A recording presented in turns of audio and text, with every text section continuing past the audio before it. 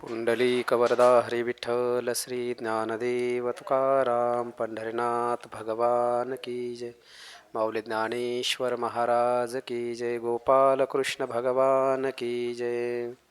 अखंडमंडलाकारं व्याप्तं येन चराचरं तत्पदं दर्शितं येन तस्मै श्रीगुरवे नमः.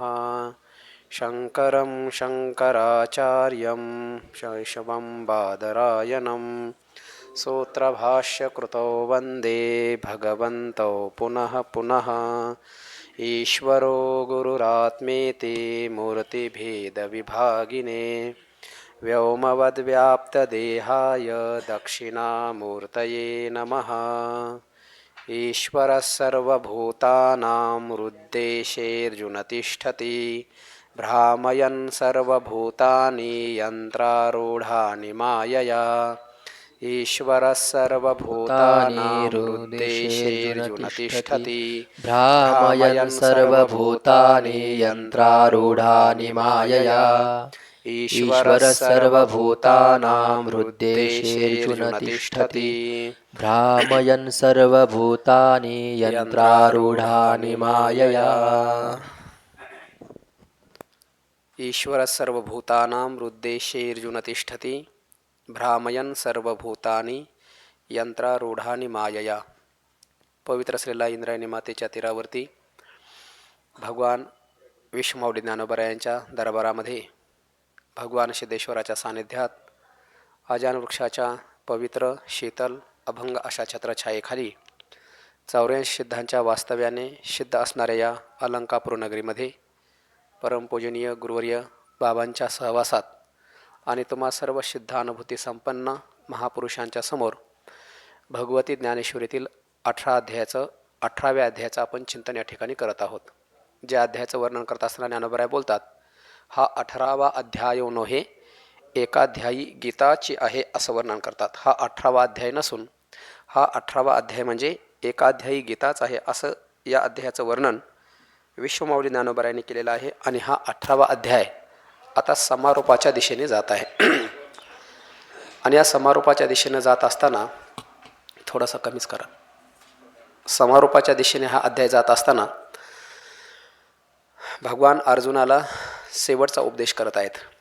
आणि तो उपदेश करत असताना भगवंत म्हणतात, गुरुचं जे कार्य असतं, जी भूमिका असते ती परमात्म्याने परिपूर्णपणे यथार्थरित्या पार पाडलेली आहे. आणि आता परमात्मा अर्जुनाला प्रतिपादन करत आहेत की तुझ्या वाटेला आलेले जे कर्तव्य कर्म आहे ते तुला करावंच लागणार आहे. आणि तू जरी करायचं नाही म्हणलास तरीसुद्धा प्रकृती तुझ्याकडनं ती करून घेईल. तुझ्या ठिकाणी असणारे जे शास्त्र धर्माचे जे गुण आहेत ते गुण तुझ्याकडनं ते कर्म करून घेतील. किंबहुना तुझ्या आत हृदयात बसलेला जो परमात्मा आहे तो परमात्मा तुझ्याकडनं ते कार्य करून घेईल. म्हणजे भक्तराज अर्जुन कुरुक्षेत्रावरती युद्ध करण्याकरता आलेले आहेत. आणि तो प्रसंग पाहिल्याच्या नंतर त्यांच्या अंतःकरणामध्ये मोह उत्पन्न झाला आणि ते म्हणतात, आता मी युद्ध करणार नाही. का करणार नाही? मोह उत्पन्न झाला म्हणून. आणि त्या मोहाला घालवण्याकरता भगवंताने भक्तराज अर्जुनाला गीता प्रतिपादन केली. ते भक्तराज अर्जुनाने एकाग्ररित्या श्रवण केल्याच्या नंतर आता ऐकून झाले, भगवंताने सांगून झाले, अर्जुनाचं ऐकून झाले. आता अर्जुन महाराज अजून काही बोललेले नाही आहेत, त्यांनी आपला अभिप्राय व्यक्त केलेला नाही. तरीसुद्धा गुरु आपला अभिप्राय म्हणजे भगवान श्रीकृष्ण परमात्मा आपला अभिप्राय व्यक्त करत आहेत की तुझा मोह निरसन करण्याकरता मी तुला गीता सांगितली, माझं कार्य मी केलं, आता तुला काय करायचं आहे ते तू ठरव. परंतु हेही सांगून ठेवतं, जरी तुला गीता कळलेली असली, तुझ्या स्वरूपाला तो प्राप्त झालेला असला तरीसुद्धा तुझ्या प्रकृतीनुसार तू कर्म मात्र करणारच आहेस. कर्म मात्र जीवनमुक्त जरी झाला तर पाठीमागचे जसे संस्कार असतील तशा पद्धतीने तो कर्म करतच असतो. 15व्या अध्यायामध्ये आपण पाहून आलेलो आहोत, जोपर्यंत बाणामध्ये बळ आहे, शक्ती आहे, तोपर्यंत तो बाण लक्ष्याचं छेदन केल्याच्या नंतर हे पुढे धावतोच की नाही. तसं आता मी तुला ज्ञान प्रतिपादन केलं आहे, जरी तू ऐकला असेल, त्याचं ग्रहण केलं असेल, तू जीवनमुक्त झाला असलास तरी देखील तुझ्या प्रकृतीनुसार तू कर्म करणार आहेस एवढं परमात्म्याला सांगायचं आहे. मग तुझ्या प्रकृतीनुसार तू जर कर्म करणार आहेस तर मग जे वाट्याला कर्म आलं आहे ते सोडून देऊन दुसरं कर्म कशाला तू करतोस? तो क्षत्रिय आहेस ना, तर तुझ्या वाट्याला आलं कर्तव्य कर्म तू कर. आणि तू ज्या क्षत्रिय कुळामध्ये जन्माला आलेला आहेस ते क्षत्रियानुसार गुण तुझ्या ठिकाणी स्वभावताच आहेत. म्हणून त्या गुणानुसार तू कर्म करणारच आहेस. तू जरी करणार नाही म्हणला तरीसुद्धा तुझ्या ठिकाणी जे गुण आहेत ना ते गुण तुझ्याकडनं कर्म करून घेणार आहेत आणि तुझ्याकडनं त्या गुणाने कर्म करून घेतलेलं सुद्धा आहे. केव्हा? उत्तर वैराटीचा राजा तो पळता का निघाला अशी झुंजा, तो शास्त्र स्वभाव तुझा झुंजविल तू ते. तो शास्त्र स्वभाव तुला युद्ध करण्याकरता प्रवृत्त करणार आहे. एक कारण शौर्य तेज दक्षता एवमादिक जे पंडुसुता गुण दिधले जन्मता प्रकृती तुझ. शौर्यम तेजो धृतिरदाक्ष युद्धेचाप्य अपलायनम दानम ईश्वर भावश्च, हे जे काही 9 प्रकारचे गुण प्रकृतीने तुला स्वभावताच जन्मजातच दिलेले आहेत ते गुण तुझ्याकडनं कर्म करून घेणार आहेत. तू नाही करायचं म्हणलं तरी सुद्धा जबरदस्तीने ते गुण तुझ्याकडून कर्म करून घेणार आहेत. एक. दुसरं, प्रकृती तुझ्याकडनं गुण कर्म करून घेणार आहे. कारण या मृत्यूलोकामध्ये जोही जन्माला आला तो कोणताही व्यक्ती असो तो कर्म केल्याशिवाय राहत नाही. का? कारण सगळे जीव हे प्रकृतीच्या अधीन आहेत आणि त्या प्रकृतीच्या अधीन तुझा देह जोपर्यंत आहे, अंतकरणाचा तादात्म्य जोपर्यंत आहे तोपर्यंत प्रकृती तुझ्याकडनं कर्म करून घेणारच आहे. म्हणजे गुणाचा विचार केला तरी तुला कर्म करावेच लागणार आहेत, प्रकृतीचा विचार केला तरी तुला ते कर्म करावेच लागणार आहेत. आणि तिसरा मुद्दा, सर्वांच्या हृदयामध्ये जो परमात्मा आहे तो परमात्मा मायेच्या द्वारा सर्व प्राण्याकडनं कर्म करून घेतो आणि तो परमात्मा तुझ्या हृदयात असल्यामुळे तो परमात्मा मायेच्या द्वारा तुझ्या कर्मामध्ये प्रवृत्त करून तुझ्याकडनं कर्म करून घेणारच आहे. म्हणून तू जरी म्हणला मी कर्म करणार नाही तर कर्म हे तुला करावंच लागणार आहे. म्हणजे युद्धाचं कर्म हे तुला करावंच लागणार आहे, तुझी इच्छा असू नाही तर नसो. म्हणून हे मी तुला सांगून झाले, आता तुला काय करायचं आहे ते तू ठरव. म्हणून परमात्मा या ठिकाणी सांगत आहेत की हे अर्जुना, तो जो ईश्वर आहे तो सर्व भूतांच्या हृदयामध्ये तिष्ठती. हे अर्जुन, ईश्वर सर्वभूतानां हृद्देशे तिष्ठती. ईश्वर जो आहे तो सर्वच प्राणीमात्राच्या हृदयामध्ये तिष्ठती म्हणजे थांबलेला आहे, उभा आहे, बसलेला आहे, काही अर्थ करा. सर्व प्राण्यांच्या हृदयामध्ये तो परमात्मा आहे आणि तो परमात्मा काय करतो? मायया, मायेच्या द्वारा, तृतीय विभक्ती आहे, मायेच्या द्वारा सर्व भूतानी, या सर्व भूतांना यंत्रारूढानी, या देहरूपी यंत्रावरती आरूढ करून भ्रामयन, सर्व भूतांना तो भ्रामयन म्हणजे सर्व भूतांना तो आपापल्या कर्मामध्ये फिरवितो, सर्व भूतांकडनं तो कर्म करून घेतो, असा भाव भगवंतांनी या श्लोकातून प्रतिपादन केला. म्हणजे तो परमात्मा जो आहे, ईश्वर जो आहे, सर्व भूतांच्या हृदयात आहे आणि तो परमात्मा मायेच्या द्वारा या देहरूपी यंत्रामध्ये त्या भूताला आरूढ करून त्याच्याकडनं कर्म करून घेतो. मग तो ईश्वर तुझ्या हृदयातही आहे आणि तो ईश्वर तुझ्याकडनंही कर्म करून घेणार आहे, म्हणून तू कर्म केलंच पाहिजे, असा भाव या श्लोकातून व्यक्त करतायत. आता या श्लोकाचा अभिप्राय ज्ञानोबराय स्पष्ट करत असताना पहिल्यांदा एक रूपक सांगतात आणि ते रूपक केलेलं आहे सूर्यनारायणाचं. आता सूर्य भगवान आकाशामध्ये असतात. एक, आकाशात ते सूर्य भगवान ज्यावेळेला उदयाला येतात त्यावेळेला त्याचे किरण किती असतात? लाखो, त्यांचे हजारो किरण असतात. किरणाची संख्या सांगता येत नाही. म्हणून आकाशामध्ये उदयाला येतात, किरणांना घेऊन उदयाला येतात आणि ज्यावेळेला किरण या पृथ्वी तलावरती पडतात त्यावेळेला कमलिनीचं विकसन होतं. एक, आणि वाटसरू ज्या असतात त्या वाटसरू रात्री अंधार पडल्यामुळे मुक्काम करतात आणि सकाळी उजाडल्याच्या नंतर आपापल्या पांथस्थ ते वाटसरू असतात, आपापल्या मार्गाने ते निघून जातात. असं रूपक या ठिकाणी केलेलं आहे. आता रूपक करत असताना ज्ञानोबराय इथं सूर्य कुणाला घेतात? पहिल्यांदा रूपक लक्षात आलं पाहिजे. सूर्य एक, उगवला कुठे? आकाशात. दोन, उगवल्याच्या नंतर कसा आला? किरणांनी आला. तीन, त्या किरणाने काय कार्य केलं? कमलानेचा विकास केला आणि जे झोपलेले पांथस्थ वाटसरू होते त्यांना मार्ग दाखवून दिले. हा झालं उदाहरण. आता याच्यावरती ज्ञानोबराय रूपक कसं करतात? ज्या आकाशामध्ये सूर्य भगवान उदयाला येणार आहे ते आकाश कोणतं आहे? हृदयरूपी आकाश. त्या आकाशामध्ये सूर्य जो उदयाला येणार आहे तो सूर्य कोणता आहे? तो सूर्य म्हणजे परमात्मा आहे. आणि किरण कोणतं आहे? त्याचे सहस्त्रवृत्ती ह्या त्याच्या किरण आहेत. त्या किरणाच्या माध्यमातून तो परमात्मा कमळिनीचा विकास करणार आहे. तर विकास ज्या कमळाचा करायचा आहे तो कमळ कोणतं आहे? विषय हे एक कमळ आहे. आणि कमळाचा विकास झाल्याच्या नंतर ते भ्रमर येऊन, भुंगा येऊन त्याच्यावरती बसतो आणि त्या गंधाचं सेवन करतो की नाही. तर कमळाचा विकास झाल्याच्या नंतर जे भ्रमर आले आणि त्या भुंग्या कमळावरती बसले ते भ्रमर कोणता आहे? जीवरूपी भ्रमर आहे. किती पायाचा आहे? षटपदचारी असं म्हणलं की नाही. 6 पायाचा हा जीवरूपी भ्रमर विषयरूपी कमळावरती जाऊन त्याचा तो आस्वाद घेतो. आणि मग अन्यथा पांतिक जे जीव आहेत त्यांना विपरीत ज्ञानाने तो जाग करतो. अशा प्रकारचं रूपक ज्ञानोबरायाने हे केलं. आणि रूपक झाल्याच्या नंतर माऊली म्हणतात, हे असो रूपक ते ईश्वरू. म्हणजे जवळपास 99, 1300 आणि 1301 म्हणजे अशा 3 ओव्यांमध्ये ज्ञानोबा या ठिकाणी रूपक करत आहेत. आता पहिल्यांदा रूपक समजून घेऊयात. या 3 ओव्यांमध्ये ज्ञानोबा रूपक करत आहेत. सर्व भूतांच्या अंतरी, सर्व भूत जे आहेत, प्राणीमात्र जे आहेत, त्या सर्व प्राणीमात्रांच्या अंतकरणामध्ये, आतमध्ये, कुठे आतमध्ये म्हटले पण कुठे आत, हृदय. हे हृदय हेच कोण काय आहे, अंबर. अंबर म्हणजे आकाश. त्या हृदयरूपी महाआकाशामध्ये, त्या हृदयरूपी आकाशामध्ये, अंबरामध्ये, त्या पोकळीमध्ये हा जो परमात्मा आहे, चिदवृत्तीच्या सहस्त्रकरी उदयाला असे. चिदवृत्ती चैतन्यरूपी हजारो किरणांनी तो जो परमात्मा जो आहे, तो परमात्मा उदयाला असे, उदयाला आलेला आहे. म्हणजे परमात्मा कुठं राहतो, ईश्वर सर्व भूतानाम. इथं जे भगवंतांनी म्हणलं आणि पाठीमागं एरवी तरी सर्वांच्या हृदय देसी मी अमुका आहे ऐसी, जी बुद्धीस्पुरे अहरनिसी ती वस्तुगा मी. मी मी मी मी मी अशी जी वृत्ती उत्पन्न होत राहते, ती वृत्ती कोण आहे, ते परमात्म्याचं खरं स्वरूप आहे. आणि तो परमात्मा हृदयरूपी महाअंबरामध्ये राहून चिदवृत्तीच्या सहस्त्र किरणाच्या माध्यमातून तो हृदयामध्ये उदयलेला आहे. हृदयामध्ये तो उगवला. आणि उगवल्याच्या नंतर मग तो परमात्मा करतो काय, अवस्थात्रय, तिन्ही लोक, 3 अवस्था, जागृती, स्वप्न आणि सुषुप्ती, ह्या 3 अवस्थाच कोणी आहेत, 3 लोक आहेत हे. आणि या 3 अवस्थारूपी 3 लोकांना तो परमात्मा प्रकाशुनी, त्या अवस्थांचं तो प्रकाशन करतो. पण कसा प्रकाश करतो, अशेख. अशेख म्हणजे जागृतीतले जे पदार्थ असतील त्या सगळ्या पदार्थांना, स्वप्नातले जे पदार्थ असतील त्याही पदार्थांना, आणि सुषुप्तीमध्ये ज्या स्वरूपाचा अनुभव घेतला जातो त्याचंही प्रकाशन कोण करतो, तोच परमात्मा करतो.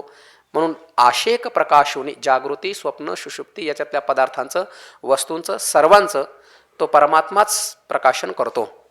आणि त्या पदार्थाचं प्रकाशन केल्यामुळे अन्यथा दृष्टी, अन्यथा म्हणजे काय, विपरीत असणारी जी दृष्टी आहे, त्या विपरीत दृष्टीच्या माध्यमातून हे जे पांथिक म्हणजे हे जे जीवरूपी वाटसरू आहेत ते चिवविले. चिवविले म्हणजे जागे केले. आता आपल्या प्रक्रियेच्या भाषेत जर बोलायचं जर झालं तर सर्व व्यापक शुद्ध जे चैतन्य आहे, स्वगत, सजातीय, विजातीय, भेदरहित असणारं, एक असणारं, केवल असणारं, निराकार, निरुपाधिक असणारं, विशुद्ध स्वरूपाचं जे चैतन्य आहे, ज्याला आपण कुटस्थ म्हणतो, ज्याला ब्रह्म म्हणतो, त्यालाच परमात्मा म्हणतो. असं ते कुटस्थ व्यापक ब्रह्मस्वरूप असणारं जे चैतन्य आहे, त्या सर्व व्यापक चैतन्याला ज्यावेळेला मलिन सत्वात्मक अविद्येची उपाधी लागते आणि त्या मलिन सत्वात्मक अविद्येमध्ये त्या परमात्म्याचं प्रतिबिंब पडतं, तेव्हा आपण त्याला जीव अशी उपाधी देतो, त्याला जीव अशी आपण संज्ञा प्रदान करतो. आणि मग ज्या वेळेला ते सर्व व्यापक परमात्म्याचं चैतन्य प्रतिबिंब त्या मलिन सत्वात्मक अविद्येमध्ये पडतं, पडल्याच्या नंतर त्याला नाव काय प्राप्त झालं, जीव. किंवा सोप्या भाषेमध्ये बोलायचं जर झालं तर अंतकरण घ्या. अंतकरण, अंतकरण अधिष्ठान चैतन्य, आणि त्या चैतन्याचं त्या अंतकरणामध्ये पडलेलं प्रतिबिंब, त्याला आपण जीव अशी संज्ञा प्राप्त करतो, त्याला जीव अशी संज्ञा आपण ठेवतो, त्याला जीव आपण म्हणतो. मग अंतकरणामध्ये पडलेलं जे प्रतिबिंब आहे तो जीव आहे. तर मग तो जीवात्मा विषयांचा उपभोग घेण्याकरता तो काय करतो, इंद्रियांच्या माध्यमातून त्या त्या विषयाचं सेवन करण्याकरता त्या त्या इंद्रियांच्या माध्यमातून तो बाहेर येतो. त्याला जर रूपाचा जर उपभोग घ्यायचा असेल तर मग ते अंतकरण नेतेंद्रियाच्या द्वारा विषयापर्यंत जातं. वेदांतातल्या प्रक्रिया आपल्या सर्वांच्या पाठ आहेत तरी विषयाला म्हणून सांगणं कर्तव्य आहे. त्या विषयावरती 2 प्रकारचे आवरण असतात. पहिलं अंधकाराचं आणि दुसरं अज्ञानाचं. तर अंधकाराचं आवरण जे आहे ते आपण प्रकाशाच्या माध्यमातून दूर करतो. राहिलं अज्ञानाचं आवरण. ते अज्ञानाचं आवरण जी वृत्ती आहे ती वृत्ती अज्ञानाचं आवरण भंग करते आणि त्या वृत्तीस्थ असणारा चिदाभास, तो चिदाभास त्या पदार्थाचं ज्ञान करून देतो. मग अयम घटाहा, अयम पटाहा अशा प्रकारचं ज्ञान तो चिदाभास आपल्याला करून देतो. ही झाली बाह्य पदार्थ ज्ञानाची रीती. परंतु ज्या वेळेला आपण आत्मस्वरूपाच्या ज्ञानाची रीती ज्यावेळेला पाहतो त्यावेळेला आत्मस्वरूपाला ज्यावेळेला पाहायचं असतं त्यावेळेला काय होतं, श्रीगुरूंच्या मुखातून तत्वमशी हे महावाक्याचा उच्चार होतो. आणि तत्वमशी ह्या महावाक्याचा उच्चार झाला, ते ब्रह्म तूच आहेस, असं ज्या वेळेला अधिकारी श्रोत्याच्या वचनाची भीती, श्रीगुरूंच्या मुखातून आलेलं वचन आणि अधिकारी श्रोत्याच्या कानाशी त्याचा झालेला संबंध, त्याची वृत्ती काय होते, अंतर्मुख होते. ते जे वाक्य आहे त्या वाक्याचा वाच्यार्थाचा ती वृत्ती त्याग करते आणि लक्षार्थ जे आहे कोणतं, तत्पद वाच्य आणि त्वमपद वाच्य याचा त्याग करून तत्पद लक्ष आणि त्वमपद लक्ष हे दोन्हीही एकच आहेत असं एक झाल्याच्या नंतर त्या ठिकाणी आता अंधकार आहे का, नाही. अंधकार नसल्यामुळे प्रकाशाचा सहाय्य घेण्याची त्या ठिकाणी गरज नाही. फक्त त्या स्वरूपाच्या ठिकाणी अज्ञानाचं आवरण होतं आणि ते अज्ञानाचं जे आवरण आहे ते तत्वमशी महावाक्याच्या लक्षणेच्या द्वारा त्या अज्ञानाचं आवरण निवृत्त झालं. आता वृत्तिस्थ असणारा चिदाभास त्याची त्या ठिकाणी गरज राहिली का, तो त्या ठिकाणी अकिंचितकर होऊन जातो. आणि तो वृत्ती एकदा आवरणाची भंग केली की तो जो चिदाभास आहे तो चिदाभास त्या स्वरूपाशी एकरूप होऊन जातो. कसा होऊन जातो, जसं मीठ पाण्यामध्ये पडल्याच्या नंतर ते मीठ पाणीरूप होऊन जातं. नोये सारिता निराळे लवण मेळविता जळे, तसं तो चिदाभास त्या स्वरूपाशी एकरूप होऊन जातो आणि पुन्हा त्या स्वरूपापासून तो भिन्न होत नाही. नानासरितेचे निओघे सिंधू जळा मिनले घोगे, ते काय वर्तत आहे मागे म्हणून पाहू येते ना, ते समुद्रचे होऊनी ठेले, तेवी चित्ताचे चैतन्य झाले. एकदा का ते चित्त चिदाभास त्या स्वरूपाशी एकरूप झाला की त्याचे चैतन्यरूप होऊन जातं. आणि एकदा चैतन्य झालं की जे यातायात निमाले, येणं जाणं त्या ठिकाणी बंद पडतं आणि घनानंद जे घनीभूत आनंद त्या ठिकाणी प्राप्त होतो. आता एकदा तो चिदाभास त्या स्वरूपाशी एकरूप झाला, त्या स्वरूपाची अनुभूती आल्याच्या नंतर आता काय शिल्लक राहिलं, काहीच शिल्लक राहिलं नाही. परंतु ही वृत्ती अंतर्मुख झाली आणि तत्वमशी महावाक्याच्या माध्यमातून आवरण जे आहे त्याचा भंग झाला की हा अनुभव येतो. परंतु परमात्मा काय करतो, त्या अंतःकरणामध्ये सहस्त्र किरणांच्या माध्यमातून उदयाला येतो आणि उदयाला आल्याच्या नंतर त्या वृत्तीला तो आत जाऊ देत नाही. तोच परमात्मा स्वतःच परमात्माच बोलतायत ना, की काय करतो तो परमात्मा, चिदवृत्तीच्या सहस्त्रकरी उदयाला असे. आणि उदयाला आल्याच्या नंतर अवस्था तिन्ही लोक, अवस्थात्रय तिन्ही लोक, या तिन्ही अवस्थारूपी तिन्ही लोक प्रकाशुनी असे बाह्य असणारं त्याचं तो प्रकाशन करतो या तिन्ही अवस्थांचं. आणि प्रकाशन करून काय करतो, अन्यथा दृष्टीने, म्हणजे ती जी वृत्ती आहे ती अंतर्मुख न करता तोच परमात्मा या जीवात्म्याची वृत्ती इंद्रियांच्या माध्यमातून बाहेर घेऊन जाऊन अन्यथा दृष्टीने हे जे जीवरूपी पांतिक आहेत त्यांना जाग करतो. म्हणजे ती वृत्ती जर आत गेली असती तर तो यथार्थ बोधाने उठला असताना मी परमात्मा स्वरूप आहे असा बोध त्याला झाला असता. परंतु तो परमात्माच स्वतः या अंतःकरणाच्या सहस्ररूपी किरणाच्या माध्यमातून तो काय करतो, जीवात्म्याच्या वृत्तींना बाहेर घेऊन जातो. आणि बाहेर गेल्याच्या नंतर हे जगत त्याला दिसू लागतं आणि जगत दिसायला लागलं की मग हे जगतच तो सत्य मानून बसतो. आणि बाहेर गेल्यामुळे त्या जीवात्म्याला आपलं जे आतलं स्वरूप जे आहे त्या स्वरूपाचं भान होत नाही, त्याचा तो विसर पडतो.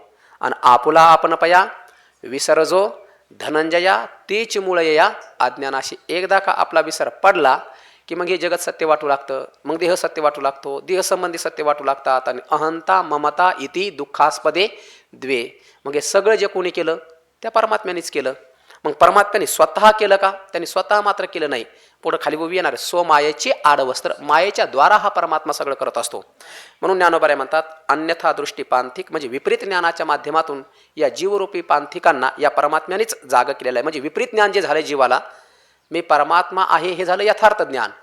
परंतु मी परमात्मा नसून या स्वदेहानाम अर्जुनू आणि परदेहानाम स्वजुनू हे जे विपरीत ज्ञान प्राप्त झालेलं आहे, या विपरीत ज्ञानाच्या माध्यमातून या जीवाला जे जागा केलेलं आहे तेही परमात्म्यानेच केलं.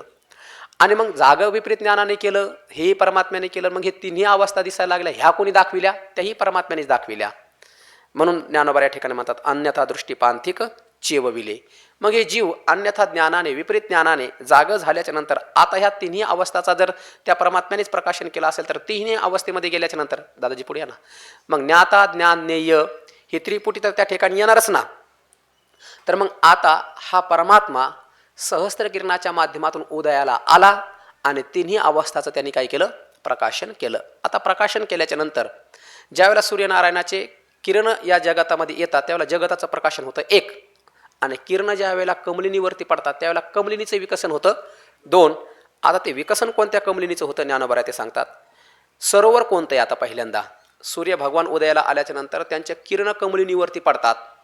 तर मग ती कमलिनी कुठं उत्पन्न होते, कुठल्या तरी एका सरोवरामध्ये. मग ते सरोवर कोणतं, ती कमलिनी कोणती, आणि त्या कमलिनीचं विकसन झाल्याच्या नंतर त्या कमलिनीच्या परागाचं सेवन करण्याकरता आलेला भ्रमर कोणता, ते ज्ञानोबा आता या ओवीच्या माध्यमातून सांगतात. वेद्योदकाच्या सरोवरी सरोवर आहे ज्ञानोबा म्हणतात, पण कोणतं सरोवर आहे, वेद्य उदकाचं, वेद्य उदकाच्या गुण झाल्या ठिकाणी वेद्यमधला अ आणि पुढचा उदकाचा उजा गुण झाला ओ गुण, आणि वेद्योदकाच्या असं झालं. ते वेद्य उदक, वेद्य म्हणजे ज्ञानाचा विषय, आणि तेच कोणी एक पाणी, तेच कोणी एक सरोवर, वेद्योदकाच्या सरोवरी. काय चुकलं तर सांगा बरं का कारण हे वेदांताच्या प्रक्रिया सगळ्या ते माझ्या आवाकाच्या बाहेरच्या आहेत, तरी केवळ फक्त बाबांच्या आज्ञान तुमची कृपा प्राप्त व्हावी म्हणून या ठिकाणी बोलत आहे. बाकी दुसरा काही भाव नाही त्याच्या पाठीमागं. काही मागं पुढं झालं तर सहकार्य करा. वेद्य उदकाच्या सरोवरी, वेद्यरूपी उदकाच्या सरोवरामध्ये पाण्यामध्ये कमलिनीचा विकास झाला. पण कोणती कमलिनी आहे ती, फाकता विषय कल्हारी, विषयरूपी कल्हारी.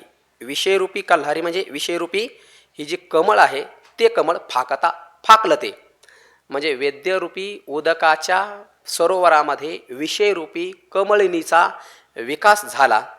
आता कमलिनीचा विकास झाल्याच्या नंतर त्याच्यामध्ये पराग साहजिकच आहे, आणि तो पराग सेवन करण्याकरता भ्रमर येतो की नाही. हृदयीचेने धालेपणे दे राया रंका पारणे अमोदाचे असं वर्णन केले ना. तैशी कमलकलिका धालीपणे हृदयीचे या मकरंदाते राखो नेने दे राया रंका पारणे अमोदाचे.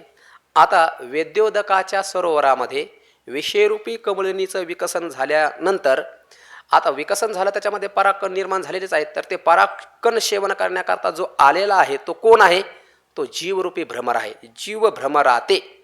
पण हा जीव भ्रमर, मग भ्रमर म्हणल्याच्या नंतर त्याला 6 पाय असतात की नाही, मग त्याला षटपद देखील असं म्हणतात. भ्रमर म्हणतात, षटपद म्हणतात, द्विरेफ म्हणतात. ज्ञानेश्वरीमध्ये हे 3 शब्द भ्रमराकरता आलेले आहेत. भ्रमर, भ्रमर का म्हणलं त्याला, किंवा द्विरेफ का म्हणलं त्याला, किंवा षटपद का म्हणलं त्याला, तिथं तिथं तो विषय येत असताना ज्ञानोबा तेच संबोधन वापरतात बरोबर. आता इथं षटपद का म्हणलं, 6 पाय आहेत म्हणून त्याला षटपद म्हणलेलं आहे. कारण जीवाला ज्ञानाच्या प्राप्तीकरता 5 ज्ञानेंद्रिय हे आपल्याला माहिती आहे, आणि उभयेंद्रियात्मक असणारं मन ते कर्मेंद्रिय आहे आणि ते ज्ञानेंद्रिय आहे, म्हणून 6 हे ज्ञानाचे त्याचे करण असल्यामुळे त्याला षटपद असं या ठिकाणी ज्ञानोबा म्हणतात. द्विरेफ म्हणतात काही काही वेळेला माऊली त्याला. द्वी म्हणजे 2 आणि रेफ म्हणजे रकार. भ्र मध्ये रकार एक आहे की नाही, आणि मर मधला पुढचा, मर म्हणजे मरा नाही, ते पुढचा भ्रमर मधलं र ना पुढचं. तर भ्रमर या शब्दामध्ये किती रकार आले, 2, म्हणून ज्ञानोबा त्याला कधी कधी द्विरेफ असं सुद्धा म्हणतात. तर इथं षटपदचारी असं म्हणतात. जीव भ्रमराते दोन्ही शब्द या ठिकाणी आलेले आहेत. जीवरूपी जो भ्रमर आहे तो भ्रमर, त्या भ्रमराच्या माध्यमातून, त्या भ्रमराकडून षटपद म्हणजे 6 इंद्रियांच्या माध्यमातून त्या विकसन झालेल्या कमलिनीचा उपभोग घेऊ येतो, म्हणून चारी असा शब्द वापरला आहे. गायी चारायला जाणे, शेळ्या चारायला जाणे असा शब्द म्हणतात ना. चारी म्हणजे चारणे. तर कोण चारतो, चरणारा वेगळा आणि चारणारा वेगळा असतो. चारणारा गुराखी असतो आणि चारणारे ते जनावरं असतात, ते प्राणी असतात. तर चारी म्हणले म्हणजे चारतो. कोण चारतो, हा परमात्मा जीवरूपी भ्रमराला त्या 6 इंद्रियांच्या माध्यमातून विषयरूपी कमलिनीचा चारा त्याच्याकडून चरवून घेतो. म्हणजे त्याचा चारा परमात्मा त्याला घ्यायला लावतो, त्याचा स्वाद त्याला घ्यायला लावतो. मग कोणी घ्यायला लावलं हे सगळं, मग एखादा जो विषयाचं सेवन करण्याकरता गेला, तो गेला का परमात्म्याने त्याला त्या ठिकाणी प्रवृत्त केलं, परमात्म्यानेच त्याला त्या ठिकाणी प्रवृत्त केलेलं आहे. म्हणून ज्ञानोबा म्हणतात, वेद्योदकाच्या सरोवरी फाकता विषय कल्हारी इंद्रिय षटपदाचारी जीव भ्रमराते. वेद्यरूपी उदकाच्या सरोवरामध्ये विषयरूपी कमलिनीचा विकास झाल्याच्या नंतर जीवरूपी भ्रमराकून 6 इंद्रियांच्या माध्यमातून तो परमात्मा त्या विषयाचा उपभोग घेवितो, किंबहुना तो परमात्मा त्या जीवाला, त्या जीवात्म्याला त्या विषयाचा उपभोग घ्यायला लावतो. का घ्यायला लावत असेल बरं? कारण एकदा का तो विषयाकडे गेला, विषयाचा उपभोग घेत असताना सुरुवातीला जाईल तो आनंद बुद्धीने, उल्हासितपणाने, याच्यामध्ये खूप आनंद आहे या भावनेने जाईल, तो विषय बुद्धीने जाईल, त्या ठिकाणी सुखबुद्धीने जाईल. पण ज्यावेळेला तो विषयाचं सेवन करू लागेल त्यावेळेला त्याच्या लक्षात येईल, अरे ह्या विषयाच्या ठिकाणी एकनिष्ठता नाही आहे. निंदा आणि स्तुती देखे शब्द, निंदा आणि स्तुती हे तव शब्दाची व्याप्ती, ते तर द्वेषाद्वेष उपजती श्रवणाद्वारे. मृदू आणि कठीण हे स्पर्शाचे दोन्ही गुण, जे वपुचे निसंगे कारण संतोष खेदा. भ्यासूर आणि सुरेख हे रूपाचे स्वरूप देख, जे उपजवी सुखदुःख नेत्राद्वारे. सुगंधू आणि दुर्गंधू हा परिमळाचा भेदू, जे घ्राणे संगे विषादू तोष देता. ज्ञानोबरायांनी या ओव्यांच्या माध्यमातून प्रत्येक इंद्रियाचा जे विषय आहे त्या विषयाच्या ठिकाणी दोन प्रकारचे स्वभाव सांगितलेले आहेत. रूप असेल तर भ्यासुरता आणि सुरेखता, सुगंध आणि दुर्गंध हा घ्राणाचा विषय सांगितला, कठीण आणि मृदू हा स्पर्शाचा विषय सांगितला, निंदा आणि स्तुती ही कर्णाचा विषय सांगितला, आणि रस जे आहेत त्या रसाच्या ठिकाणी षटरस त्या ठिकाणी प्रतिपादन केलेले आहेत. मग आता इंद्रिय ज्या वेळेला विषयाचं सेवन करायला जातात त्यावेळेला विषयाच्या ठिकाणी एकनिष्ठता आहे का? या विषयाच्या ठाई एकनिष्ठता काही नाही. खालच्या ओळीमध्ये ज्ञानोबराय सिद्धांत सांगतात, ते तर सुख आणि काही दुःखही दिसे. कधी सुख दिसतं तर कधी दुःख दिसतं. अनुकूल विषय प्राप्त झाला की त्याला सुख वाटतं आणि प्रतिकूल विषय प्राप्त झाला की त्याला दुःख वाटतं. मग ज्या वेळेला परमात्मा या विषयरूपी कमळाकडे त्या जीवरूपी भ्रमाला घेऊन जातात आणि त्या विषयाचं सेवन त्या जीवात्म्याला ज्यावेळेला करवितात त्यावेळेला हळूहळू पूज्य बुद्धीने सुखबुद्धीने गेलेला हा जीवरूपी भ्रमर त्याच्या लक्षात येतं की या विषयाच्या ठिकाणी एकनिष्ठता नाही, म्हणून विषयाचा त्याग केला पाहिजे. आणि इंद्रियांच्या ठिकाणी काय आहे? इंद्रियांचा तर स्वभावच आहे ना, हे षटपद म्हणलंय की नाही. या इंद्रियांचा काय स्वभाव आहे? या विषया वाचून काही अनेक सर्वथा रम्यच नाही, हा स्वभावची पाही इंद्रियांचा. इंद्रियांचा स्वभाव काय आहे? विषयाशिवाय सुख नाही हा इंद्रियांचा स्वभाव, आणि विषयाच्या ठिकाणी एकनिष्ठता नसणं हा विषयांचा स्वभाव. पण हे विचार केव्हा लक्षात येईल? त्या रानात गेल्याच्या नंतरच कळेल ना. दुरून डोंगर साजरा म्हणतो आपण, पण डोंगरावर गेल्यावर कळतं कसे झुडपं आहेत, कसे झाडं आहेत. तसं विषयाचं सेवन करायला गेल्याच्या नंतरच कळतं की अरे इथं सुखही नाही आणि इथं दुःखही नाही, एकनिष्ठता त्याच्या ठिकाणी नाही आहे. आणि इंद्रियांचा काही दिवस सहवास केल्याच्या नंतर मग लक्षात येतं की इंद्रियांच्या माध्यमातून किती विषयाचा उपभोग घ्या, इंद्रिय मात्र तृप्त होत नाहीत. विषयाशिवाय रम्मानताच या जगामध्ये दुसरी कुठे नाही, हा इंद्रियांचा स्वभाव.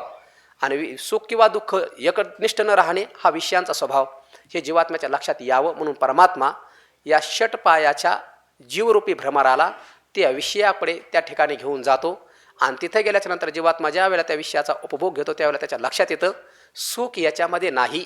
मग सुख आहे कुठे? सुख केवळ फक्त आतमध्येच आहे. जो आनंद, सत्य, प्रकाश, विभू आणि आधार नामरूपास बुद्धी जाणे आणि न जाणेही त्यास, तो अपार शुद्ध परमात्मा मीच असे. तो परमात्मा जर शुद्ध मी आहे, आनंद रूप आहे, सदरूप आहे, चिद्रूप आहे, व्यापक आहे, नामरूपाला अधिष्ठान आहे, शुद्ध बुद्धीच्या द्वारा जाणला जाणारा तो जो परमात्मा आहे तो मीच आहे. मग बाहेर गेलेला जीवात्मा आज न उद्या त्याचं स्वरूप कळाल्यामुळे त्याचा त्याग करतो आणि तो आत्म्यामध्ये जाऊन आत्मस्वरूपाचा उपभोग घ्यावा म्हणून जीवात्मा त्याला तिथपर्यंत घेऊन जातो. परमात्मा त्या जीवरूपी भ्रमराला त्या विषयरूपी कमळापर्यंत घेऊन जाऊन त्याचा उपभोग करवितो. पण ज्ञानोबरायांनी हे रूपक केल्याच्या नंतर माऊली म्हणतात असो रूपक हे रूपक आता बस झालं, बस पुरे झालं हे रूपक. तो जो ईश्वर आहे तो ईश्वर सकळ भूताचा अहंकारू पांघरोनी. हा जो ईश्वर आहे तो ईश्वर सगळ्या भूतांचा अहंकाराला काय करतो? पांघरतो. आणि पांघरून काय करतो? निरंतर उल्हासत असे. सगळ्या भूतांचा अहंकार परमात्म्यानेच धारण केलाय आणि तोच या विश्वामध्ये उल्हासत आहे. म्हणजे तोच परमात्मा सर्वत्र या जगामध्ये प्रगट होत आहे. म्हणजे कोणताही जीव घ्या त्याच्या ठिकाणी जो अहंकार दिसत आहे किंवा त्याची अभिव्यक्ती जी दिसत, अहंकार उत्पन्न झाला म्हणूनच तो जीवदशेला आलाय ना. जर अहंकार जर त्या ठिकाणी नसता तर तो जीवदशेला आलाच नसताना. हा परमात्माची कोणताही जीवात्मा घ्या तुम्ही, मुंगीपासून तर ब्रह्मदेवापर्यंत पुढे उभी येणारचे ब्रह्मादी किटांता अशी उभी येणारे खाली ज्ञानोबर आहेत, करणारच आहेत. मग या जगामध्ये कोणताही जो जीवात्मा आपल्याला दिसत आहे, कोणताही असू द्या, मुंगीपासून तर ब्रह्मदेवापर्यंत, याच्या ठिकाणी अहंकार उत्पन्न झाला म्हणूनच तो वेगळा झाला ना. जर अहंकार आला नसता तर हा वेगळा झालाच नसता. हा ज्ञानोबर म्हणतात हा परमात्माच, चकारात्मक सांगतात. कोणताही जीवात्मा घ्या हा आहे परमात्माच. परंतु त्याने अहंकार धारण करून बसला. अहंकार निद्रा निदसुरा, अहंकाराची निद्रा गाढ त्याला लागल्यामुळे स्वप्नाच्या ओरबारा संतोषेशीने जागृती स्वप्न सुषुप्ती या अवस्थेच्या माध्यमातून तो शिनायला लागला. पण अहंकार जर गेला तर अहंकार गेला तो का म्हणे देव झाला. म्हणून तर ज्ञानोबराय म्हणले ना, हा विचार हा अहंकार नाथीला तो समूळ जयाचा नाशला, तोची परमात्मा संचला आधीची आहे. ज्ञानोबराय म्हणतात हा नसलेला अहंकार जीवात्म्याने धारण करून बसलाय. मग वर्णाचा असेल किंवा लिंगाचा असेल किंवा धर्माचा असेल, अहंकाराचे ना. म्हणून तर ते म्हणले ना, न वर्णा न वर्णाश्रमाचार धर्मा न मे धारणा ध्यान योगादयोपी अनात्माश्रयाहम ममाध्यास हानात. जर हे सगळं जर सोडून दिलं तर मग तदेको वशिष्ठ शिव केवलोहम. अहंकार मानकोटीवरती येऊन बसला म्हणून हा सगळा अनर्थ झाला. मग आहे परमात्माच पण अहंकारामुळे हा वेगळा झाला. तर ज्ञानोबराय म्हणतात या अहंकाराला सोडा. कसा सोडायचा हा अहंकार? हा विचारूनी अहंकार सांडीजे. करा विचार. स्थूल देह म्हणजे आपण नाहीये, पंचमहाभूतापासून उत्पन्न झालेला आहे. सूक्ष्म देह म्हणजे पासून आपलं स्वरूप नाहीये, ते अपंचकृत पंचमहाभूताचं स्वरूप आहे. आणि कारण देह म्हणजे आपण नाही, ते कारण देह म्हणजे त्रिगुणात्मक असणाऱ्या प्रकृतीची साम्य अवस्था आहे ती.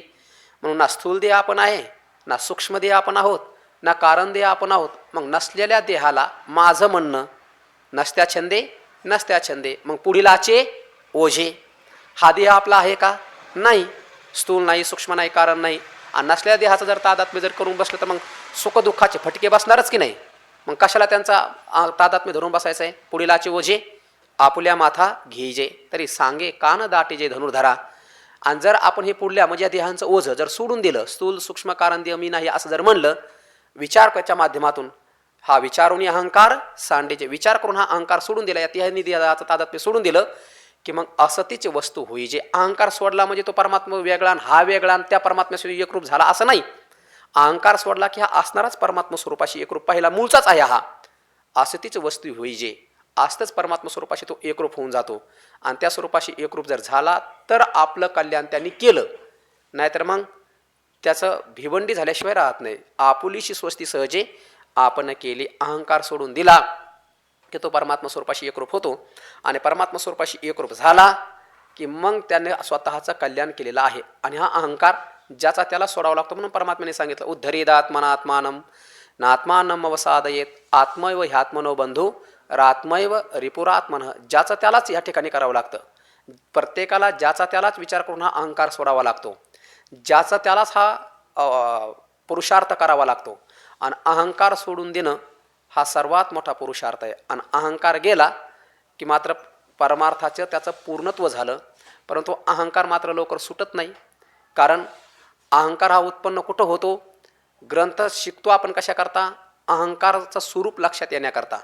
पण ज्ञानोबराय म्हणले अज्ञानाच्या मानगुटीवर हा अहंकार बरसत नाही, उलट शास्त्राचा अध्ययन हा अध्यास होतो आणि तेच त्याच्या मानगुटीवर बसतं. आणि तोच अहंकार त्याच्या मानगुटीवर बसल्यामुळे त्याला तो दुःखाला कारणीभूत ठरतो. नवल अहंकाराची गोठी विशेषण लगे अज्ञानापाठी सज्ञानाचे झोंबे कंठी नाना संकटे नाचवी. म्हणून तर आद्य गुरु शंकराचार्यांनी सांगितलं ना, शब्दजालम महारण्य. याचा अर्थ असा नाही शिकायचं नाही, शिकलंच पाहिजे. शिकल्याच्या नंतर मग मात्र विसरलं पाहिजे. जर शिकून जर त्या अभ्यासाचं सार लक्षात नाही आलं, केवळ फक्त शब्दाच्या रानातच जर हिंडत बसला तर ज्ञानोबराय म्हणतात अर्जुना वेदविद जरी झाला तरी माते नेनता वाया गेला कणू सांडोनी उपनीला कोंडा जायचा. म्हणजे वेदाचा अभ्यास केला आणि वेदाचं तात्पर्य जर तैसा चित्ते अहंते ठावो आणि जिव्हे सकळ शास्त्रांचा सराव. चित्तामध्ये जर अहंकार असेल आणि सगळे शास्त्र त्याच्या मुखातून स्रवित होत असतील तर ज्ञानोबराय एक जन्म नाही म्हणत, ऐसेनी कोडी एक जन्म जावो परी नपविजेची माते. म्हणून आद्यगुरु शंकराचार्यांनी शास्त्राचा अभ्यास दोन्ही अवस्थेमध्ये निष्फल सांगितला आहे. अज्ञानी व्यक्तीच्या दृष्टीने जर पाहिलं तरी शास्त्र निष्फलच आहे, आणि ज्याला खरं स्वरूपाचं ज्ञान झालं त्याच्या दृष्टीने जरी पाहिलं तरी शास्त्र निष्फलच आहे. विज्ञाते परे तत्वे शास्त्राधीतिस्तु निष्फला अविज्ञाते परे तत्वे शास्त्राधीतिस्तु निष्फला. मला वाटतं विवेक चूडामणी मधला हा मंत्र आहे. विवेक चूडामणीमध्ये आद्यगुरु शंकराचार्य सांगतात विज्ञातेपी परमात्मा स्वरूपाला जाणल्याच्या नंतर पुन्हा त्याला काय त्या शास्त्राची काही गरज आहे का? गंतव्य ठिकाणाला पोहोचल्याच्या नंतर ते जे वाहनाने आपण गेलो त्या वाहनाला धरून बसण्याची काही गरज आहे का? नाही. भाडियाचे घोडे नाथ महाराजांनी सांगितलेच आहे.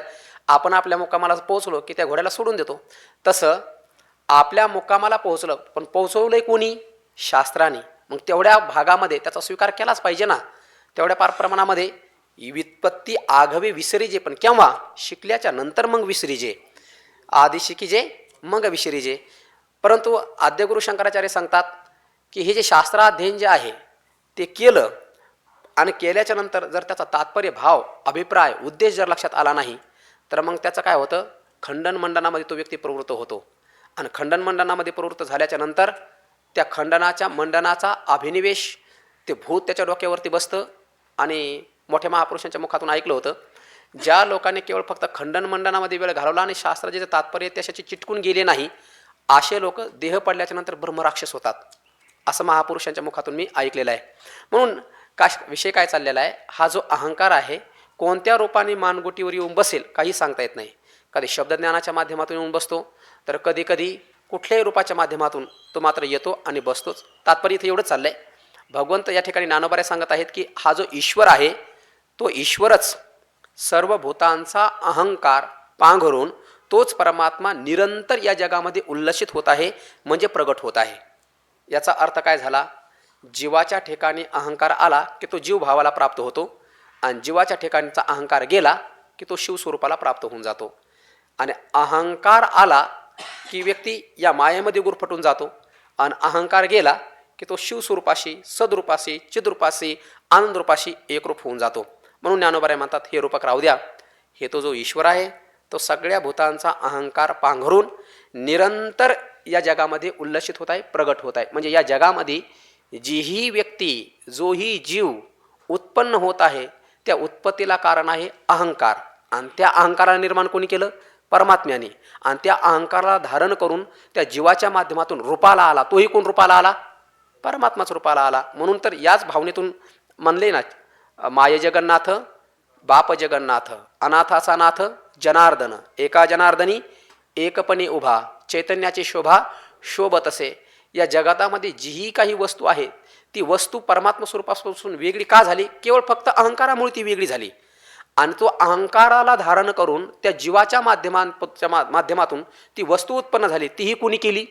परमात्म्याने केली. स्पष्ट ज्ञानोबा सांगतायत ना, परमात्मा स्वतः बोलतायत ना, तो ईश्वर सकळ भूतांचा अहंकार पांघरून, तोच ईश्वर सगळ्या भूतांचा अहंकार आपल्या ठिकाणी धारण करून ती अहंकाराची खोळ पांघरून घेऊन उल्लसत असे. पण कसा? निरंतर उल्लसत असे. निरंतर तोच परमात्मा अहंकाराच्या माध्यमातून, या जीवांच्या माध्यमातून या जगामध्ये प्रगट होत आहे. मग परमात्मा जर अहंकाराच्या माध्यमातून, या जीवाच्या माध्यमातून प्रगट होत आहे, सगळे हे त्याचेच स्वरूप आहेत. अवघी रूपे तुझी देवा, सगळी जर त्याचीच रूप आहेत, तर मग जीवात्म्याला मी परमात्मा आहे असं ज्ञान का होत नाही? जर ईश्वर अहंकाराचं पांघरून धारण करून या जीवांच्या माध्यमातून जन्माला येत आहे, जसं जलावरती अनेक प्रकारचे बुडबुडे उत्पन्न होतात. ते बुडबुडे का उत्पन्न झाले? वाऱ्यामुळेच उत्पन्न झाले ना. वाऱ्यामुळे ते बुडबुडे उत्पन्न झालेले आहेत. पण त्या बुडबुड्याला कुठं कळतं मी पाणी आहे म्हणून? का कळत नाही? त्याच्यात वारा हा दोष आल्यामुळे. तसे सगळे जर प्राणी त्या परमात्म्याचेच अंश आहेत. ममैवांशो जीव लोके, सगळे त्या परमात्म्याचेच अंश आहेत, परमात्म्याचेच रूप आहेत. परमात्माच अहंकार धारण करून या जीवाच्या अभिव्यक्तीच्या विग्रहाच्या माध्यमातून वेगळा पडलेला आहे. तर मग प्रत्येक जीवाला कळायला पाहिजे ना, जरी मी वेगळा झालो तर मी परमात्मा रूप आहे असं कळायला पाहिजे ना. मग कळत का नाही? त्याचं कारण ज्ञानोबा पुढे सांगतात. हा जो परमात्मा जो आहे ना, त्या जीवात्म्यामध्ये आणि आपल्यामध्ये स्वतःच्या मायेचा पडदा तोच परमात्मा जाणीवपूर्वक ठेवतो. म्हणून पाठीमागे सुद्धा हा भाव गेलेला आहे आणि पुढे सुद्धा हा भाव येणार आहे. भगवंताच्या मुखातून निःसृत होणारं हे तत्वज्ञान अर्जुनाने ज्या वेळेला ऐकलं आणि त्या स्वरूपाशी भक्तराज अर्जुन एकरूप व्हायला लागले, त्यावेळेला परमात्म्याने अर्जुनाला एकरूप होऊ दिलं नाही. जाणीवपूर्वक मधामध्ये पडदा ठेवला. का पडदा ठेवला? कारण पुढील साधावया कार्यार्थू मर्यादा श्रीकृष्ण नातू भंगोनेदी. म्हणून परमात्माच जाणीवपूर्वक या जीवात्म्यामध्ये आणि आपल्यामध्ये पडदा ठेवतो. आणि तो पडदा कोणता आहे? स्वमायेचा पडदा. म्हणजे ही माया कोणाची आहे? ती परमात्म्याची असणारी ही जी माया आहे, त्या मायेचं स्वरूप विवेक चूडामणीमध्ये देखील आपण विस्तारपूर्वक पाहत असतो. काय? सन्नाप्य सन्नाप्यू उभयात्मिकानो भिन्नाप्य भिन्नाप्य उभयात्मिकानो सांगाप्य नांगाप्य उभयात्मिकानो महद्भूता अनिर्वचनीय रूपा, जिला सतही म्हणता येत नाही, जिला असतही म्हणता येत नाही.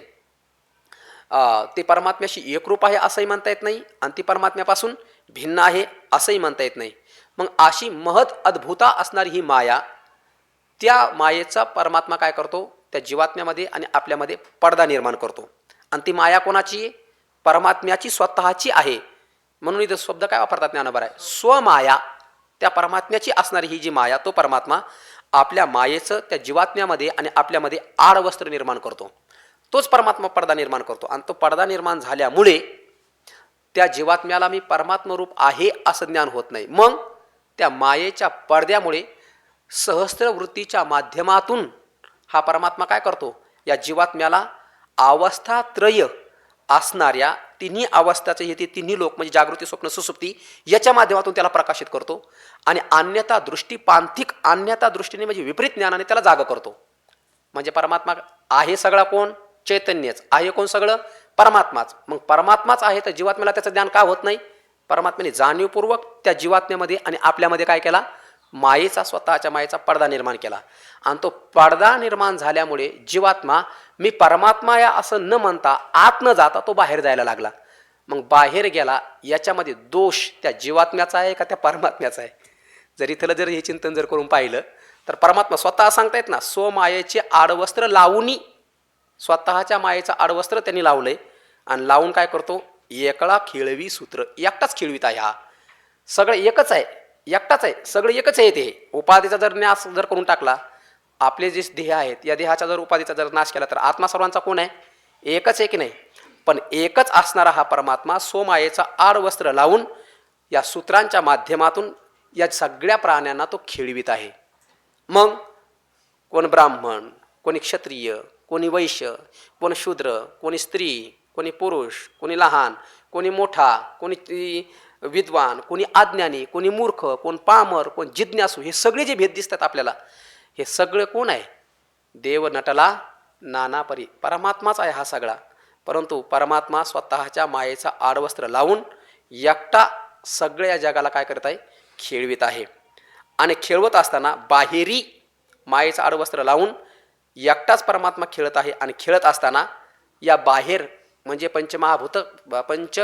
पंचमहाभूतापासून उत्पन्न झालेल्या या जगतामध्ये, बाहेर या जगतामध्ये 84 लक्ष छायाचित्र नटी, 84 लक्ष असणाऱ्या ज्या योनी आहेत, या योनी जरी भिन्न भिन्न दिसत असल्या तरीसुद्धा या 84 लक्ष छायाचित्रांच्या म्हणजे 84 लक्ष योनींच्या या प्राण्यांच्या माध्यमातून नटी म्हणजे तोच एक परमात्मा नटलेला आहे. म्हणून आणि हेच तर ज्ञान त्या महापुरुषाला झालेलं असतं ना, की जरी ह्या उपाधी भिन्न भिन्न दिसत असल्या तर यांच्यामध्ये असणारा परमात्मा तर मात्र एकच आहे की नाही. म्हणून ज्ञानी महापुरुष ज्यावेळेला जगताकडे पाहत असतो त्यावेळेला तो उपाधीला पाहत नाही, त्या उपाधिस्थ असणाऱ्या उपहित चैतन्याला तो पाहतो. म्हणून ज्ञानिका जयाचे डोळे देखोनी न राहती देहीचे खोळे. म्हणून त्या ज्ञानोबा म्हणतात, हे ज्ञानी महापुरुषांना माहिती आहे की परमात्म्याने ही माया उत्पन्न करून अहंकाराच्या माध्यमातून परमात्माच या जीवांच्या माध्यमातून रूपाला आलेला आहे. म्हणून ज्ञानी महापुरुष जरी या जगाकडे ज्यावेळेला पाहतात त्यावेळेला त्यांना उपाधी न दिसता उपाधिगत असणारं चैतन्य दिसतं. या उपाधी माझी गुप्त चैतन्य असे सर्वगत, ते तत्वज्ञ सतत किंवा ते तत्वज्ञ संत स्वीकारिते. मग जरी परमात्मा नटलेला आहे अहंकाराच्या माध्यमातून तर काही काही सज्जन दिसतात, काही काही दुर्जन दिसतात, काही शास्त्रचिंतन करताना दिसतात तर काही खिशे कापताना दिसतात, काही परमात्म्याचे गुण गाताना दिसतात तर काही निंदा करताना दिसतात. हे घडलं कसं काय? ते जरी करता दिसत असले तरी सुद्धा ज्ञानी महापुरुष त्यांच्याकडे पाहत असताना त्या दोषाकडे तो पाहतच नाही, किंबहुना ते दोष न दिसता त्या दोषाच्या उपहित असणारं चैतन्य त्याला दिसतंय. म्हणून ज्ञानोबरायची ही अभिव्यक्ती करण्याची प्रक्रिया पहा कशी. माऊली म्हणतात, ज्ञानी महापुरुष ज्यावेळेला त्यांच्याकडे पाहतो त्यावेळेला पुढीलाची दोख आपुली दिठी करुणी चोख मग घापे अवलोकता यावरी. हे सगळं परमात्म्याचं स्वरूप असल्यामुळे तो ज्ञानी महात्मा ज्याला ज्ञान झालेला आहे तो उग हा भक्तन, हा दुर्जन, हा सज्जन, हा अमका, हा तमका, हा माझा, हा परका असा भेद न करता किंवा पूज्य आणि उपेक्षेची बुद्धी न ठेवता जेही भूत त्याच्यासमोर येईल, जीही व्यक्ती त्याच्यासमोर येईल त्याच्या ठिकाणचा असणारा दोष तो आपल्या दृष्टीने चोख करतो. आणि मग त्याच्याकडे पाहतो. म्हणजे त्याच्या उपाधीच्या गत असणारे जे दोष आहेत त्या दोषाला निवृत्त करून त्या उपाधिस्थ असणारं, उपहित असणारं, त्या उपाधीच्या उपहित असणारं जे शुद्ध चैतन्य आहे त्या चैतन्याचा तो स्वीकार करतो. आणि ही भावना त्यांच्या अंतःकरणामध्ये व्यापक झाल्यामुळे ज्यावेळेला हे जगाकडे पाहतात त्यावेळेला हे विश्वची माझे घर ऐसी मती जयाची स्थिर, हे विश्वच त्यांना आपलं घर वाटू लागतं. म्हणून त्या ज्ञानोबाऱ्या म्हणतात किंबहुना चराचर, फार काय सांगावं, चर अचर स्थावर जंगम हे सगळे त्याला आपलं स्वरूप वाटू लागतं. पण या दृष्टीने युक्त असणारा महात्मा पाहायला सुद्धा भेटत नाही. तो महात्मा धनुर्धरा जयाची या प्रतीतीच्या वाखारा, पवाडू होय चराचरा. तो महात्मा धनुर्धरा दुर्लभाती, उपाधी न दिसता, या जगामध्ये दोष न दिसता, अहंकार न दिसता, मायेचा परिणाम न दिसता, जेही काही दिसत आहे ते सगळं परमात्म्याचं स्वरूप आहे हे समजतही श्री वासुदेव. ऐसा प्रतिती रसाचा ओतला भाव. त्या शब्दातच ज्ञानोबा कितीतरी मोठं वर्म सांगून जातात. जसा लोखंडाचा रस बनवावा आणि त्याची पुतळा बनवावा, सोन्याचा रस बनवावा त्याची मूर्ती बनवावी, चांदेचा रस बनवावा त्याची मूर्ती बनवावी, तसं ज्ञानोबा म्हणतात समस्त हे जगत वासुदेव परमात्म्याचं स्वरूप आहे, असा प्रतितीचा रस ओतलाय, तो प्रेमाचा पुतळा. जसं तिथे ज्ञानोबा म्हणतात तसे जगत म्हणजे काय आहे, केवळ फक्त परमात्म्याच्या स्वरूपाची घनीभूत ही एक मूर्तीच आहे असं त्याला दिसू लागतं. आणि घनीभूत मूर्ती जर आपण बनवली तर त्याच्यामध्ये दुसरा काही हिणकस भाग असतो का? नाही. प्रतिती रसाचा भाव ओतलाय, ऐसा प्रतिती रसाचा ओतला भाव. आणि असा जो दृष्टीने प्राप्त झालेला व्यक्ती आहे ज्ञानोबा म्हणतात भक्ता माझी. मग तो नुसता भक्त नाही आहे तर भक्तांचा राजा आहे. आणि मग नुसता भक्तांचा राजा आणि भक्तचे का? नाही, तर ज्ञानी आहे तोची. म्हणून भक्त आणि ज्ञानी हे भिन्न नाहीत. भक्तही तोच आहे आणि ज्ञानीही तोच आहे. स्वरूपाचं वर्णन करत असताना ज्ञानोबा म्हणले ज्ञानही तेच आहे, शक्ती तीच आहे, स्वसंविती तीच आहे. तर तसं या प्रतितीने युक्त असणारा ज्ञानीही तोच आहे आणि भक्तीही तोच आहे. ज्ञानी येते स्वसंविती शैव मनिती शक्ती, आम्ही तो परमभक्ती आपुली म्हणो. आणि याचं वर्णन कसं केलं मग? भक्ता माझी रावो आणि ज्ञानी आहे तोची. मग शिल्लक का राहिलं? फक्त शब्द शिल्लक राहिले. शिल्लक का राहिलं? केवळ फक्त स्वरूप, केवळ फक्त अनुभूती. म्हणून हे शब्द पाहावे यांचे कुठे घेऊन जातात? सरळ स्वरूपामध्ये घेऊन जातात की नाही चिंतन केल्याच्या नंतर. म्हणून तर ज्ञानोबा म्हणतात याच भावनेतून तर माऊली बोलतात ना की हे शब्द नाहीच आहेत, ती अक्षरे नव्हती. भगवद्गीतेतली अक्षरं, अभंगाची अक्षरं, ओव्यांची अक्षरच नाही आहेत. म्हणून तर प्रस्थांतर याचं पारायण चाललंय, 6 पारायण. कारण हे अक्षर नाहीच आहेत. ते अक्षरे नव्हती देखा ब्रह्म साम्राज्य दीपिका, अर्जुना लागी चित्तकळिका उजळलेल्या. निर्माण केल्या अर्जुना करता पण उपयोग झाला तुम्हा आम्हाला. गायीने दूध दिलं वासरा करता पण उपयोग झाला आपल्याला. पाऊसाला चातका करता पण उपयोग झाला आपल्याला. सूर्य भगवान उदयाला आले कमळा करता पण उपयोग झाला आपल्याला. तसे अक्षर निर्माण केले अर्जुना करता पण उपयोग झाला आपल्याला. वत्साचे नि ओरसे दुबते होय घरोद्देशे, झाले पांडवाचे निमिषे जगदरुद्धरण. चातकाची कणवे मेघ पाणीयाशी धावे, तेथ चराचर आघवे निवविले जाना. अनन्य गतिका कमळा लागी सूर्य वेळोवेळा, तेथ सुखिया होईजे डोळा त्रिभुवनाचा तैसे अर्जुनाचे नि व्याजे. गीता प्रकाशोनी श्रीराजे संसारा एवढे थोर ओझे फिरिले जगाचे. म्हणून हे जे अक्षर आहेत ना कुठल्याही अध्यायामध्ये मागचं पुढचं चिंतन करते स्वरूपातच घेऊन जातात. म्हणून तर ज्ञानोबा म्हणतात हे असो या बोलाची ताटे भली, वरी कैवल्य रसे ओगरिली. हे ओव्यांच्या शब्द, गीतेच्या श्लोकाचे शब्द, भाष्याचे शब्द, अभंगाचे शब्द हे शब्द नाही आहेत. ज्ञानोबा म्हणतात साचचे बोलाचे नवे हे शस्त्र, संसार जिनते शस्त्र, आत्मा अवतरविते मंत्र अक्षरीय. याही ओळीचं थोडंसं चिंतन करू. पण ज्ञानोबा म्हणतात हे जे शब्द आहेत ना हे एक ताट आहेत. कारण भोजन सेवन करायचं म्हणल्याच्या नंतर, पक्वानं सेवन करायचं म्हणल्याच्या ताटं लागतात की नाही. तर ज्ञानोबा म्हणतात ह्या ओव्या किंवा हे श्लोकाचे शब्द हे असो राहू द्या म्हणले याचं वर्णन, ही बोलाची भले ताटी, चांगल्या बोलाची हे ताट आहेत. आणि या बोलांमध्ये, या ओव्यांमध्ये, या शब्दांमध्ये काय वाढलंय? कैवल्य रस ओघरिले. कैवल्याचा रस याच्यात वाढलाय. पण दिसत का नाही? निष्काम आहेत त्यांना दिसेल, आणि जे निष्काम झालेत त्यांनाच त्याचा उपभोग घेता येईल. म्हणून त्या ज्ञानोबा म्हणले कैवल्य रशी ओघरिली. पण ही प्रतिपत्ती, हे भोजन निर्माण केलं कोणा करता? ही प्रतिपत्ती मी या केली निष्कामासी, निष्काम लोकांकरता मी हे निर्माण केलेलं आहे. म्हणजे अंतकरणातली कामना निवृत्त झाली अंतकरणातल्या इच्छा निवृत्त झाल्या, अपेक्षा आकांक्षा निवृत्त झाल्या की हे शब्द न दिसता या शब्दामध्ये वाढवून ठेवलेला ब्रह्मरस त्याचा उपभोग घेता येतो. चला तर ते या ओवीमध्ये काय बोलले माऊली शब्दाचं वर्णन करत असताना, साचची बोलाचे केवळ फक्त गप्पा मारण्याच्या किंवा चर्चा करण्याचे हे शास्त्र नाही आहे. तर या शास्त्राची चर्चा केल्याच्या नंतर हे शास्त्रच शस्त्र बनतं आणि ते काय करतं, संसार रूपी या शत्रूचा संहार करून टाकतं. संसार जिनते, संसार रूपी शत्रूला संहार करून आपल्या विजयरूपी स्वरूपाच्या ठिकाणी एकरूप करून देणार हे शस्त्र आहे. आणि एवढंच नव्हे तर या मंत्राचा जर उच्चार जर केला या ओव्यांचा या श्लोकांचा तर आत्मारूपी परमात्मा त्याच्यासमोर प्रगट होतो. त्या कुंतीकडे आहे ना 5च मंत्र होते, 5 देवाचे 5च मंत्र होते. तर तिला सिंहासारखे 5 पोरं प्राप्त झाले अर्जुनासारखे आधी.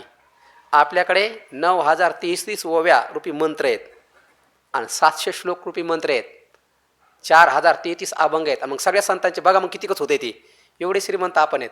मग 5च मंत्र त्या कुंतीकडे होते तर ती महाभारतात एवढी प्रसिद्ध झाली. एवढ्या मात्र जर आपण चिंतन केलं तर म्हणून आत्मा अवतरविते मंत्र अक्षरी आहे. ती कोणती त्या देवतेचा मंत्राचं आवाहन करायची, त्या देवाला प्रगट करायची आणि त्याच्यापासून मुलाला मागणी करून घ्यायची. तसे ह्या ज्या ओव्या आहेत, हे जे श्लोक आहेत, हे एक एक ओवी जर म्हटले तर एक एक आत्मारूपी परमात्मा त्याच्यासमोर प्रगट होईल. कोणतीही ओवी घ्या, फक्त ते सिद्धांताची आणि संत मान्य अशा पद्धतीची असली पाहिजे.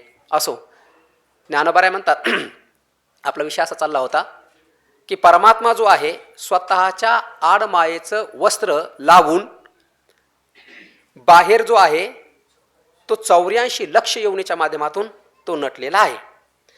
मग स्वतःच्या मायेचा आडवस्त्र लावतो आणि तो काय करतो, स्वतः परमात्माच या जीवाच्या रूपाने या जगतामध्ये नटतो. तोच परमात्मा रूपाला येतो, आला नावा रूपात, तोच नावाला रूपाला या ठिकाणी येत असतो. मग आल्याच्या नंतर ब्रह्मदेवापासून तर मग कीटकापर्यंत ज्ञानोबराय भाव व्यक्त करतात. तया ब्रह्मादी, आदी कोण आहे ब्रह्म आणि अंती कोण आहे कीटक. ब्रह्म आदी कीटांता, अंता कीट, बहुतेक ब्रह्म 1, आदी 2, कीट 3 आणि अंता 4 असा पदच्छेद होईल याचा. ब्रह्म आदी कीट अंता. आदी कोण करायचा ब्रह्मा आणि अंती कोण घ्यायचा कीटक.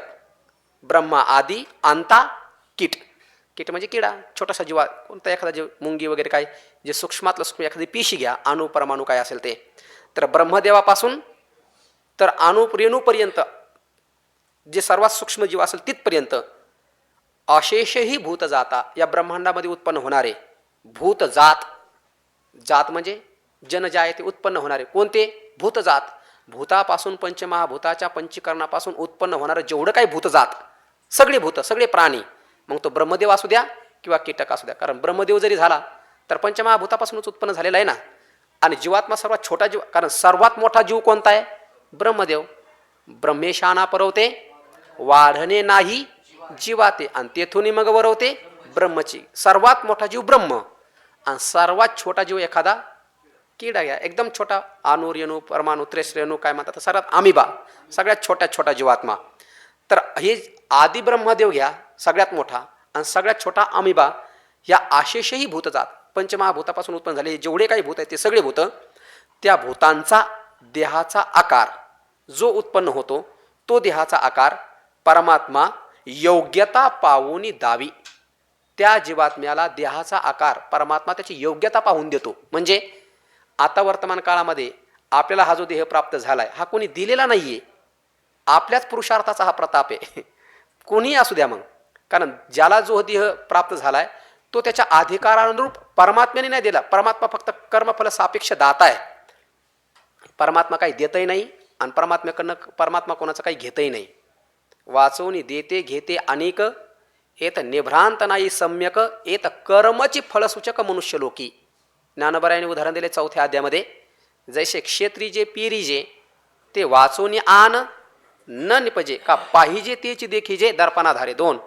जैसा कडिया तळवटी आपलाच बोलो किरीटी पळिसाद होऊन उठी निमित्त योगे तैसा समस्त या भजना मी साक्षी भूतपय अर्जुना येत प्रतिफळे भावना आपुलाली. 3 उदाहरणं दिली ज्ञानोबरायाने. माऊली म्हणजे क्षेत्रीजे पिरीजे ते वाचून आन नाही, शेतात जे पेरलं त्याच्याशिवाय दुसरं काय उगवत, जे पेरलं तेच उगवतं. पाहिजे तेच देखीजे दर्पणाधारे, पाहिलं तेच आरशात दिसतं, पाहिलं एक आणि दुसरं असं नाही. पेरलं तेच उगवतं, आरशात पाहिलं तेच दिसतं. आणि कड्याच्या तळवटावर उंच कड्यावर गेल्याच्या नंतर आपलाची बोल पडसाद होऊनी उठी. आपलाच बोल राम म्हणलं की विकोसारखा आपल्याला राम राम राम राम असा आवाज येतो की नाही. कोणी निर्माण केला तो? आपणच निर्माण केला. म्हणून जो आवाज दिला कड्यावर तोच आपल्या कानावरती येतो. आरशात पाहिलं तेच दिसतं, जमिनीत पेरलं तेच उगवतं. तसं आपण जे कर्म केलं त्या कर्मानुरूप आपल्याला फळ प्राप्त होतं. जैसे ज्याचे कर्म तैसे फल देतो ईश्वर. जो व्यक्ती जसा कर्म करतो, कारण कर्मफळ हे भोगल्याशिवाय चुकत नाही ना. भोक्तंक्षी येते कर्म कल्प कोटी शतैरपी, कितीही करोडो कल्प जाऊ द्या, वर्तमान काळात केलेलं कर्म ते फल भोग दिल्याशिवाय नष्ट होत नाही. म्हणून वर्तमान हाच भविष्य होऊन पुढं आपल्या जीवनात येत असतो. म्हणून ज्याला भविष्य सुधारायचं आहे त्यांनी वर्तमान काळामध्ये आपल्या कर्मावरती व्यवस्थित चोख नजर ठेवली पाहिजे. जो वर्तमान काळामध्ये चोख नजर ठेवतो आपल्या कर्मावरती आणि यथार्थ कर्म करतो त्याचा भविष्य उज्ज्वल असतो. म्हणून अखानंद स्वामी सांगत असतात, जीवन जगत असताना 3 मुद्द्यावरती लक्ष केंद्रित करा. एक, निकामी राहू नका, म्हणजे कर्मरहित होऊन आळसामध्ये काळ घालू नका. निकम्य मत रहो म्हणतात ते. एक, निकम्य मत रहो, केवळ स्वार्थ के कार्य मत करो, म्हणजे रिकामं राहू नका, स्वार्थी काम करू नका. आता रिकामी राहायचं नाही आणि स्वार्थी काम करायचं नाही आणि निषिद्ध कर्म करू नका म्हणतात. निषिद्ध केलं नाही म्हणजेच काय होणार? शास्त्रविहित होणार. आणि ते शास्त्रविहित झालेलं कर्म स्वार्थासाठी करायचं नाही म्हणजेच ते काय होणार? निष्काम होणार. आणि निष्काम कर्म कुठपर्यंत होणार? ते म्हणतात रिकामं बसू नका, म्हणजे कर्म निष्काम होतच राहणार. आणि निष्काम कर्मच हळूहळू काय होतं मग ते परमात्म्याला समर्पित. निष्काम म्हणजे झालंच नाही ते परमात्म्याला समर्पित.